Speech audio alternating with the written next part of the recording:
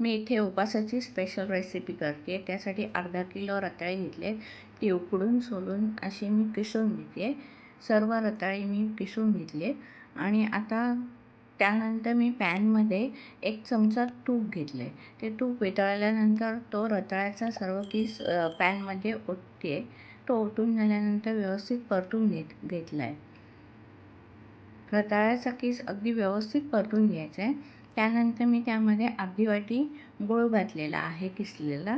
तुम्हाला इथे गूळ तुमच्या आवडीनुसार कमी जास्त करायचं असेल तर करू शकता.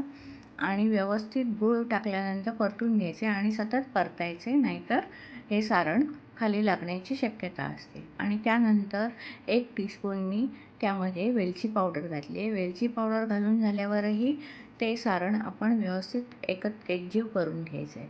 मी इथे उपासाची पुरणपोळी करते. त्याचं आता पुरण तयार झालं आहे. पहा, हे पुरण आपल्या साध्या पुरणपोळीच्या पुरणासारखं झालेलं आहे, व्यवस्थित झालेलं आहे.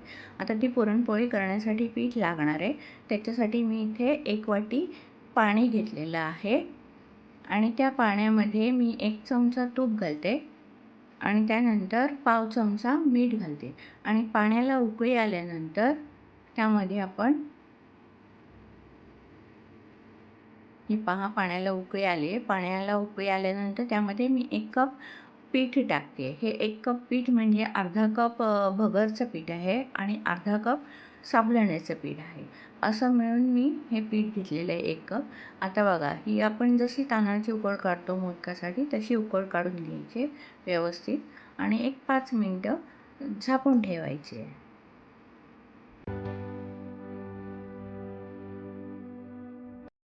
आता 5 मिनटं झालेली आहे. आपण आता ती उकड परातीत काढून मळायला घेऊया. ही अशी मी सर्व उकड परातीत काढून घेते. ती हाताला पाणी लावून मळून घ्यायचे. पाणी त्या पिठामध्ये घालायचं नाही आहे, कारण ते पातळ होऊ शकतो.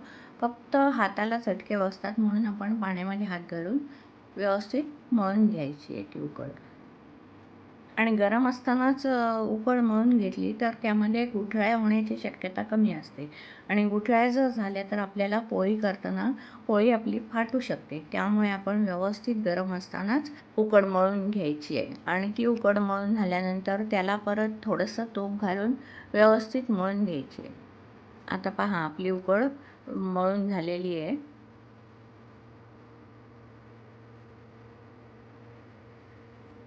आता पोळीला लावायला मी तिकडे पीठ घेतलं आहे आणि आता आपण पुरणपोळी करायला घेऊया. आपण साधारण साधी पोळी करतो तशीच ही पोळी करायची, त्याच्यामध्ये काही विशेष नाही आहे. चला तर आता मी पोळी लाटायला घेते. पोळीसाठी मी गोळा घेतला आहे आणि हा गोळा घेतल्यानंतर काय करायचं आहे, लगेच लाटायला नाही घ्यायचं आहे. तो जरा हातावरती व्यवस्थित मळून घ्यायचा आहे, कारण आता थोडी उकड थंड झाली असल्यामुळे त्याला भेगा जाण्याची शक्यता आहे, म्हणून तो असा व्यवस्थित हातावर मळून घ्यायचा आहे. पुरणपोळी आपली करतो तसंच करायचं आहे. त्याला जास्त काही हे वेगळे काही करायचं नाही आहे.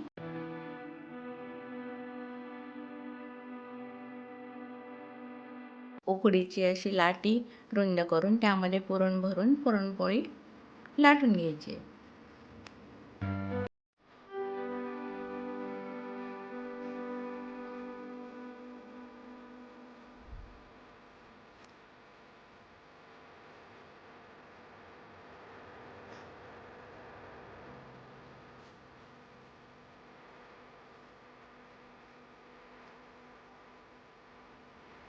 हे पहा, पुरण त्यामध्ये भरून झालेलं आहे. त्यानंतर मी असा गोळा करून पिठात बुडवून घेते आणि तो पिठात बुडवलेला गोळा मी लगेच लाटणार नाही आहे. मी असा थोडासा थापून घेणार आहे. म्हणजे कसं, असं थापल्यानंतर आतलं जे पुरण असतं ते सगळ्या बाजूनी व्यवस्थित पसरलं जातं, म्हणजे एकाच बाजूला राहत नाही. आता ही मी पोळी लाटून घेते. आता ही पोळी लाटायला घेतली आहे मी आणि एके ठिकाणी मी तवा तापायला ठेवला आहे एका बाजूला. हे पहा, माझी पोळी लाटून झाली आहे. तवासुद्धा इथे तापला आहे. त्या तव्यावर मी तूप टाकलं आहे. त्याच्यावर आता पोळी टाकते. ही पहा कशी मस्त झाली आहे पोळी. आपल्या साध्या पुरणपोळीसारखी दिसते की नाही. त्याच्यावर मी तूप घातलेलं आहे. इथे तुम्ही तेल वापरायचं असेल तर वापरू शकता. पण ही पोळी तुपावरती छान येते. किती खमंग वास येतोय बघा तुपाचा. असं सर्व बाजूनी तूप पसरून घेतलं आहे त्याच्यावरती. आणि ही पुरणपोळी ना गरम गरम खायलाच सुंदर लागते. या दोन्ही बाजूंनी व्यवस्थित आपण भाजून घ्यायची आहे पुरणपोळी.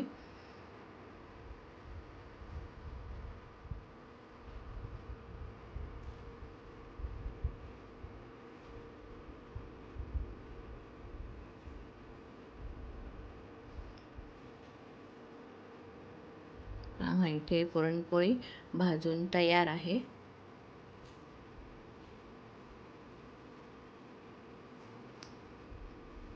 किती सुंदर दिसते पुरणपोळी.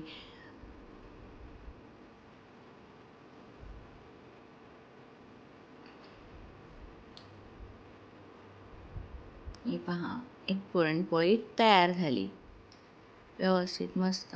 ही दुसरी पुरणपोळी मी केलेली आहे. आता म्हणजे उपासाला तेच तेच भगर, साबुदाण्याची खिचडी हे खायची गरज नाही आहे.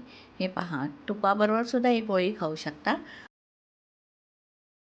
कोणाला दुधाबरोबर आवडत असेल तर दुधाबरोबरही पोळी खाऊ शकता. हे पहा. तुम्हाला जर माझी ही रेसिपी आवडली असेल तर या रेसिपीला लाईक करा, शेअर करा आणि माझ्या चॅनलला सबस्क्राईब करायला विसरू नका.